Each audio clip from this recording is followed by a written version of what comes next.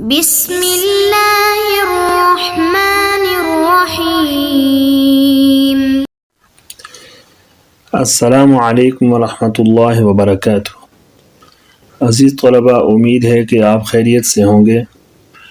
اس video میں آپ کے سامنے عامہ پارہ کا سبق نمبر 15 پیش کیا جا رہا ہے، جس میں سورۃ النازعات کی آیت نمبر 34 سے لے کر آیت نمبر 41 تک کو ہم آج پڑھیں گے۔ سب سے پہلے ترجمہ ذکر کیا جاتا ہے۔ اعوذ باللہ من الشیطان الرجیم، بسم اللہ الرحمن الرحیم۔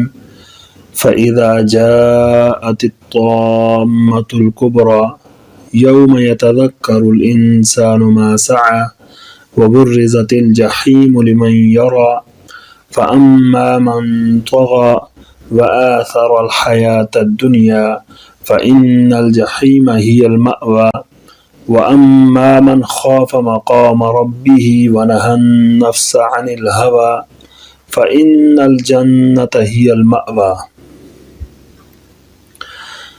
فَإِذَا جَاءَتِ الطَّامَّةُ الْكُبْرَى، پس جب بڑی مصیبت آوے گی، یوم یتذکر الانسان ما سعی، یعنی اس دن انسان کو یاد آئیں گے اس کے اعمال۔ وبرزت الجحیم لمن یری، اور دیکھنے والوں کے سامنے جہنم کو ظاہر کر دیا جائے گا۔ فاما من طغی، پس جس شخص نے سرکشی اختیار کی ہوگی، وآثر الحیات الدنیا، اور دنیا کی زندگی کو ترجیح دی ہوگی، فإن الجحیم ہی المأوی، سو اس کا ٹھکانہ جہنم ہوگا۔ وَأَمَّا مَنْ خَافَ مَقَامَ رَبِّهِ وَنَهَى النَّفْسَ عَنِ الْهَوَى، اور جو شخص اپنے رب کے سامنے کھڑا ہونے سے ڈرا اور اپنے نفس کی خواہش کو روکا ہوگا، تو فَإِنَّ الْجَنَّةَ هِيَ الْمَأْوَى، سو جنت اس کا ٹھکانہ ہوگا۔ اس کے بعد امر ثانی یعنی حل لغات سن لیجئے۔ فَإِذَا جَاءَت، جاءت جو ہے یہ صیغہ فعل ماضی واحد مؤنث غائب باب ضربہ سے، اس کا معنی ہے آنا، اور اصل میں یہ تھا جاءت، اور قال کے قانون سے جاءت ہو گیا۔ اگلا جو لفظ ہے وہ ہے طامہ۔ طامہ صیغہ واحد مؤنث ہے اس میں فاعل سے، اور اصل جو ہے اس کی ہے طاممہ۔ اس کا معنی ہے ناقابل برداشت اور مصیبت، بڑا ہنگامہ۔ اور باب ضربہ سے طم الشیء طموما، معنی ہے پھیلنا، چھا جانا، اور قیامت کا ہنگامہ جو ہے نا وہ بھی چھا جائے گا، پھیل جائے گا، سب چیزوں کو اپنی لپٹ میں لے لے گا۔ تو اس مناسبت سے قیامت کا اس طامہ کا اطلاق قیامت پر ہوا۔ اور باب نصر سے طم یطم طما، ڈھانکنا، ڈھانپ لینا۔ الکبریٰ، یہ اسم تفضیل واحد مؤنث کا صیغہ ہے باب کرما سے، اس کا معنی ہے شان و مرتبہ میں بڑا ہونا۔ اور یتذکر باب تفاعل سے صیغہ واحد مذکر غائب ہے، اور اس کا معنی ہے یاد کرنا۔ سعی، سعی یا سعی باب فتح سے سعین، اس کا معنی ہے کوشش کرنا، کوئی کام کرنا۔ اور برزت، برز یبرز باب تفعیل سے ظاہر کرنا۔ اور باب نصر سے برز یبرز بروزا، ظاہر ہونا۔ الجحیم، اس کا معنی ہے دوزخ، دہکتی ہوئی آگ۔ یہ صفت مشبہ کا صیغہ ہے۔ باب سمع سے جہم یجحم جہمن جہمن اس کا معنی آگ بھڑکنا. یرا یہ بھی باب فتح سے صیغہ جو ہے نا یہ فعل مضارع صیغہ واحد مذکر غائب تھا یہ باب فتح سے اور اس کی اصل جو ہے نا یہ یر آیو پھر جو ہے نا یہ یسالو کے قاعدے سے یرا ہو گیا. آثرا یہ صیغہ واحد مذکر غائب فعل ماضی باب افعال سے آثر یوثر ایثار اس کا معنی ہے فضیلت دینا اور آثر اصل میں اثرا تھا پھر ایمان ان کے قاعدے سے آثرا ہو گیا. الدنیا یہ صیغہ واحد مؤنث ہے اس میں تفضیل اس کے جو ہیں دو باب ہیں. ایک باب نصرہ سے دنا یدنو دنون اس کا معنی ہے قریب ہونا اور چونکہ دنیا بھی آخرت کی بنسبت جو ہے نا یہ قریب ہوتی ہے اس مناسبت سے اس مادے سے نام رکھا گیا. اور دوسرا جو ہے نا یہ باب سمع سے دنی یدنا اس کا معنی گھٹیا اور رذیل یا ردی ہونا اور دنیا بھی آخرت کی بنسبت جو ہے وہ گھٹیا اور ردی ہے. مأوا یہ صیغہ واحد مذکر اس میں ظرف کا ہے اس کا معنی ہے ٹھکانا جائے پناہ. باب ضربہ سے ٹھکانا پکڑنا اس کا معنی ہے. اور خافا یہ باب سمع سے معنی ہے خوف کرنا. مقام یہ بھی صیغہ اس میں ظرف ہے اصل میں یہ مقومن تھا پھر جو ہے نا اس کے بعد یقالو کے قاعدے سے مقام ہو گیا. کھڑے ہونے کی جگہ نہا نہا یا نہا باب فتح سے معنی روکنا اور الہوا جو ہے یہ خواہش کو کہتے ہیں اور باب سمع سے معنی محبت کرنا یا خواہش کرنا. اس کے بعد امر ثالث یعنی اس کی تفسیر سن لیجئے گا کہ فَإِذَا جَاءَتِ الطَّامَّةُ الْكُبْرَى اس سے جو ماقبل کی آیات ہیں اس میں اللہ تعالیٰ نے بعث بعد الموت کو عقلی اور نقلی دلائل دونوں طریقوں سے ثابت کیا ہے. اب ان آیات کے اندر اللہ تعالیٰ جو ہے وہ بعث بعد الموت کے بعد اہل جنت اور اہل دوزخ کی جو سزا و جزا ہوگی اس کا بیان فرما رہے ہیں. فَإِذَا جَاءَتِ الطَّامَّةُ الْكُبْرَى يَوْمَ يَتَذَكَّرُ الْإِنسَانُ مَا سَعَى یعنی جس دن بڑی مصیبت برپا ہو جائے گی بڑا ہنگامہ برپا ہو جائے گا اس دن انسان اپنے اعمال کو یاد کرے گا. تو یعنی جب قیامت آئے گی اور قیامت جب چھا جائے گی تو سب چیزوں کو اپنی لپیٹ میں لے لے گی تو اس دن انسان جو ہے وہ اس کو اس کے اعمال نامے جب پیش کیے جائیں گے تو اس میں ہر چھوٹا گناہ بڑا گناہ چھوٹی نیکی بڑی نیکی دیکھ کر اس کو یاد آ جائے گی وہ نیکی اور اس نیکی کا وقت یاد آ جائے گا. تو یہاں اس آیت میں مفسرین کے طامہ کے جو ہے تفسیر میں دو قول ہیں.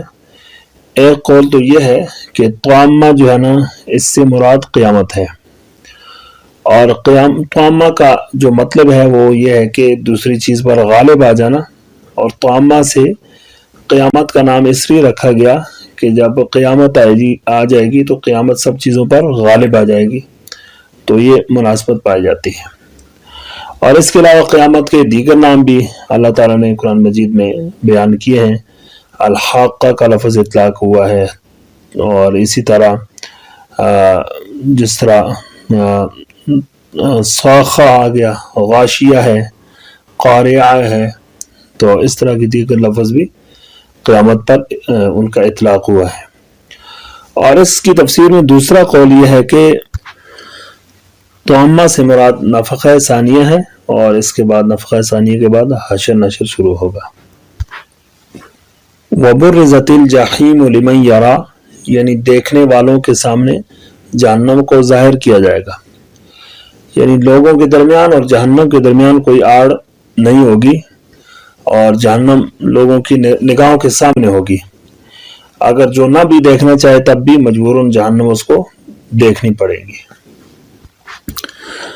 اس کے بعد اگلی آیات کو سنیے گا، فَأَمَّا مَنْ طَغَى وَآثَرَ الْحَيَاةَ الدُّنْيَا فَإِنَّ الْجَحِيمَ هِيَ الْمَأْوَى، جس شخص نے سرکشی کی اور دنیا کی زندگی کو ترجیح دی ہوگی تو جہنم اس کا ٹھکانہ ہوگا۔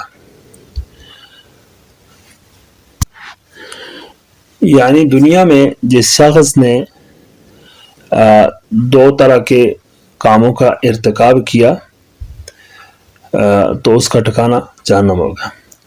ان میں سے پہلا جو عمل ہے فَأَمَّا مَنْ طَغَى، یعنی جس نے سرکشی کی۔ سرکشی کا مطلب یہ ہے کہ اللہ تعالیٰ اور اس کے رسول کے احکامات کے بجائے اس نے سرکشی اور نافرمانی کو اختیار کیا۔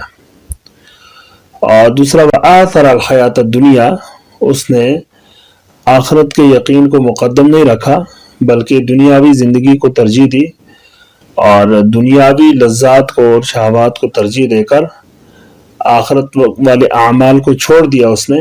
تو جب یہ دو طرح کے اس کے اعمال ہوئے تو فَإِنَّ الْجَحِيمَ هِيَ الْمَأْوَى، تو جہنم اس کا مقدر بنے گی۔ اس کے بعد وَأَمَّا مَنْ خَافَ مَقَامَ رَبِّهِ وَنَهَى النَّفْسَ عَنِ الْهَوَى فَإِنَّ الْجَنَّةَ هِيَ الْمَأْوَى۔ ان آیات کے اندر بھی اللہ تعالیٰ نے جنت کے استحقاق کے لیے دو علامتوں کو بیان کیا ہے۔ ایک علامت تو یہ ہے کہ جس نے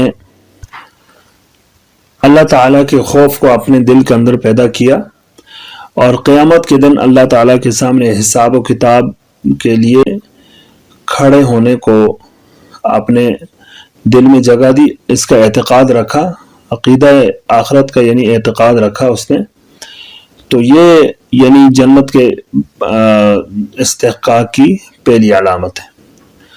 اور دوسری یہ ہے کہ جب اس کے سامنے حرام چیزیں اور خواہشات نفس آ جاتی ہے تو وہ خواہشات نفسانی خواہشات پر عمل نہیں کرتا بلکہ وہ نیک اعمال کو اختیار کرتا ہے۔ تو جب یہ دو اعمال کر لیتا ہے تو فَإِنَّ الْجَنَّةَ هِيَ الْمَأْوَى، تو اللہ تعالیٰ فرماتے ہیں کہ جنت اس کا ٹھکانہ ہوگا۔ اب آگے جو ہے امر رابع سن لیجیے گا، فَإِذَا جَاءَتِ الطَّامَّةُ الْكُبْرَى يَوْمَ يَتَذَكَّرُ الْإِنسَانُ مَا سَعَى وَبُرِّزَتِ الْجَحِيمُ لِمَنْ يَرَى۔ فا جو ہے اس میں استنافیہ ہے، اذا جو ہے یہ ظرف متضمن معنی شرط مضاف ہے، اور جاءت جو ہے یہ فعل ہے، الطامہ یہ موصوف، الکبریٰ صفت، موصوف اپنے صفت سے مل کر یہ فاعل ہو گیا۔ جا فعل اپنے فاعل اور فاعل سے مل کر یہ بتعویل مفرد ہو کر مضاف الیہ، پھر مضاف الیہ مل کر یہ مبدل منہ ہو گیا۔